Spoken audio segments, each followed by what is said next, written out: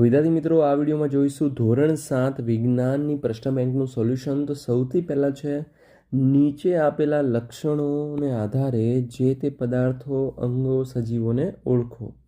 Okay, તો સૌથી પહેલો છે પ્રકાશ સંશ્લેષણની ક્રિયા માટે હું પર્ણમાં રહેલું અગત્યનું દ્રવ્ય છું. તો પ્રકાશ સંશ્લેષણ માટે મહત્વનું દ્રવ્ય કયું? તો એનું નામ છે હરિત દ્રવ્ય. ઓકે, ત્યારબાદ હું બીજી વનસ્પતિ દ્વારા બનાવાયેલ ખોરાક પર નભું છું. હું બીજી વનસ્પતિ દ્વારા બનાવાયેલ ખોરાક ઉપર નભું છું. તો એ કોણ આવશે? જવાબ આવશે અહીંયા પરોપજીવી. ત્યારબાદ હું આહાર તરીકે કીટકોનો ઉપયોગ કરું છું. તો કીટકોનો ઉપયોગ કરે કીટાહારી વનસ્પતિ. ત્યારબાદ વનસ્પતિના પર્ણોનો લીલો રંગ મને આભારી છે. તો અહીંયા ફરી શું આવશે? હરિત દ્રવ્ય. ત્યારબાદ હું વાસી બ્રેડ પર તંતુ સ્વરૂપે વૃદ્ધિ પામું છું. તો જવાબ આવશે ફૂગ. હું કઠોળ વર્ગની વનસ્પતિના મૂળમાં વસવાટ કરતો બેક્ટેરિયા છું. તો જવાબ આવશે રાઇઝોબિયમ બેક્ટેરિયા. ત્યારબાદ મારામાં લિપિડનું સંપૂર્ણ પાચન થાય છે. તો જવાબ આવશે અહીંયા નાના આંતરડામાં પાચન થાય. ત્યારબાદ હું ખોરાકને ચાવવા માટે ઉપયોગમાં આવતો દાંત છું. તો જવાબ આવશે અહીંયા અગ્રદાઢ કે પછી દાઢ, જે તમારે લખવું હોય અહીંયા. દાઢ થઈ ગયો, દાઢ અહીંયા. ઓકે, અગ્રદાઢ અથવા દાઢ. પાચન તંત્રમાં મારી લંબાઈ 1.5 મીટર 1.5 મીટર છે. તો જવાબ અહીંયા આવશે મોટું આંતરડું. ઓકે, ત્યારબાદ અમીબા ખોરાક ગ્રહણ કરવા માટે મારો ઉપયોગ કરે છે. તો જવાબ આવશે કૂટપાદ અથવા શું આવશે? ખોટા પગ. ઓકે, ત્યારબાદ મારી અંદર રહેલા બેક્ટેરિયા ઘાસ ખાતા પ્રાણીઓમાં સેલ્યુલોઝના પાચનમાં મદદ કરે છે. તો જવાબ આવશે અમાશયમાં બેક્ટેરિયા હોય. મારો ઉપયોગ માનવ શરીરનું તાપમાન માપવા માટે થાય છે. તો જવાબ આવશે થર્મોમીટર. આ તો એકદમ ઇઝી હતો.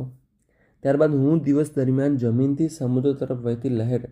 જો જમીનથી સમુદ્ર તરફ દિવસે જે હોય એને કહેવાય દરિયાઈ લહેર, બરાબર? તો જવાબ આવશે દરિયાઈ લહેર. અને રાતે ભૂ લહેર હોય, બરાબર? ત્યારબાદ એકબીજાના સંપર્કમાં ન હોય તેવા પદાર્થોમાં ઉષ્મા પ્રસરણ માટે હું જવાબદાર છું.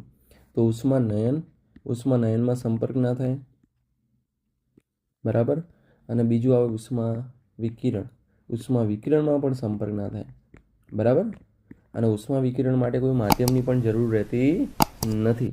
જ્યારે ઉષ્માનયનમાં તો માધ્યમ જોઈએ. હું ભૂરા લિટમસ પત્રને લાલ બનાવું છું. તો એસિડ ભૂરાને શું બનાવે? લાલ બનાવે.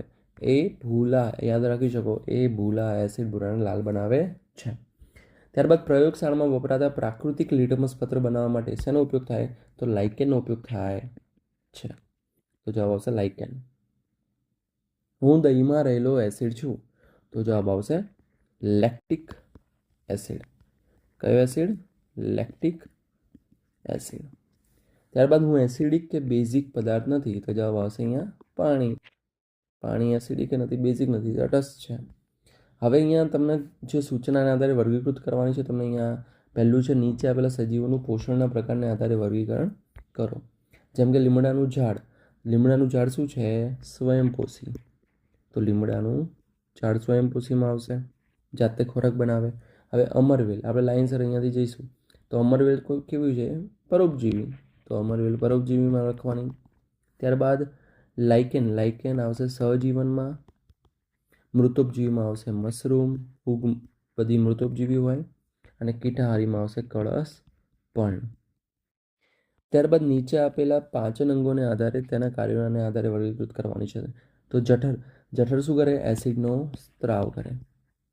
અથવા ભાઈ તમે લાઇનસર પણ જોઈ શકો, જેમ કે સ્વાદુરસનો સ્ત્રાવ કોણ કરશે આમાંથી? સ્વાદુપિંડ.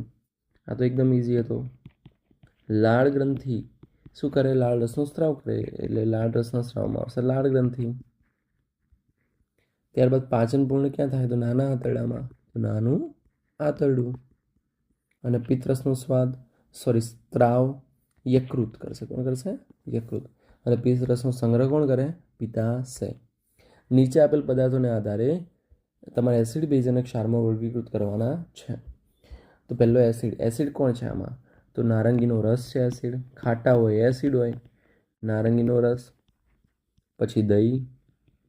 ઓકે. બેઝ કોણ? તો સાબુ અને ચૂનાનું પાણી. અને ક્ષાર તો મીઠું. હવે અહીંયા કારણો છે, કોઈ પણ બે પૂછશે તમને. તો પહેલું છે ઘાસ ખાતા પ્રાણીઓમાં અમાશય હોય છે. હવે ઘાસ હોય એમાં શું હોય? સેલ્યુલોઝ હોય. સેલ્યુલોઝનું પાચન કરવા માટે અમાશય હોય. અમાશયમાં બેક્ટેરિયા હોય જે શું કરે? સેલ્યુલોઝનું પાચન કરે છે. માટે ઘાસ ખાતા પ્રાણીઓમાં અમાશય હોય છે. બરાબર. જે માંસાહારી હોય એ પાચન કેમ ના કરી શકે? કારણ કે એમાં અમાશય ના હોય. ઓકે, એટલા માટે. દરિયાઈ કાંઠે રહેતા લોકોની મકાનની બારી દિશા કઈ બાજુ હોય? દરિયાની તરફ હોય, દરિયા કિનારા તરફ. કેમ? કારણ કે દરિયામાંથી શું આવતી હોય? લહેર આવતી હોય, ભૂલહેર. બરાબર. અને જમીનથી દરિયા તરફ લહેર જતી હોય એટલે પવનની અવર જવર સારી રહે, એટલા માટે હોય. પછી મધમાખીના ડંખ પર સાબુનું પાણી લગાડવું જોઈએ. હવે મધમાખીના ડંખમાં એસિડ રહેલો હોય.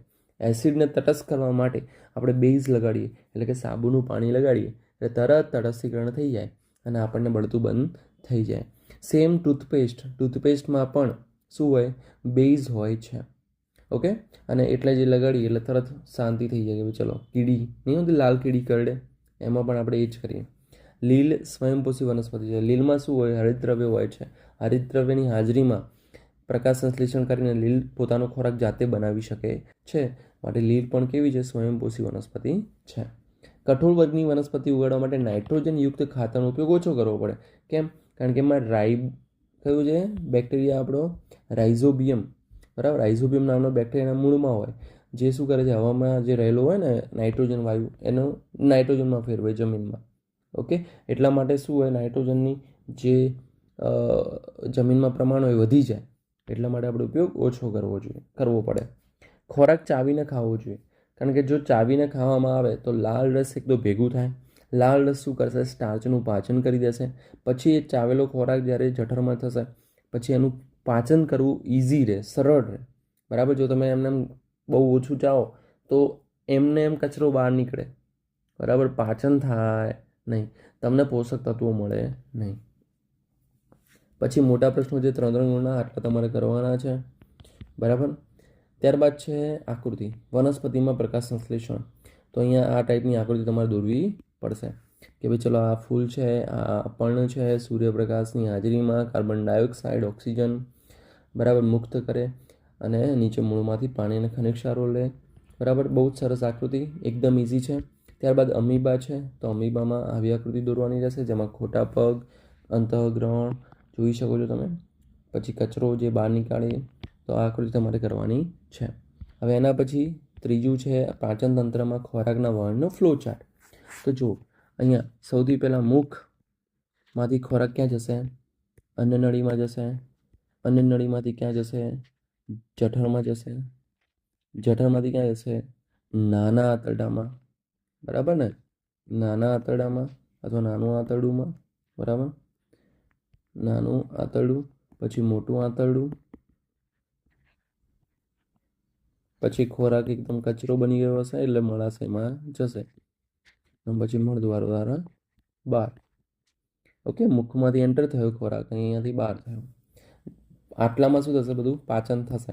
અને નાના આંતરડામાં એમ તમારે એક્સ્ટ્રા લખવું હોય તો સ્વાદુપિંડમાંથી સ્વાદુરસ આવે, પણ એ ખોરાકનું વહન નથી, સ્વાદુરસ આવે સ્વાદુપિંડમાંથી. અને યકૃતમાંથી એટલે કે પિત્તાશયમાંથી પિત્તરસ આવે. ઓકે. આટલું લખશો તો પણ ઇનફ છે.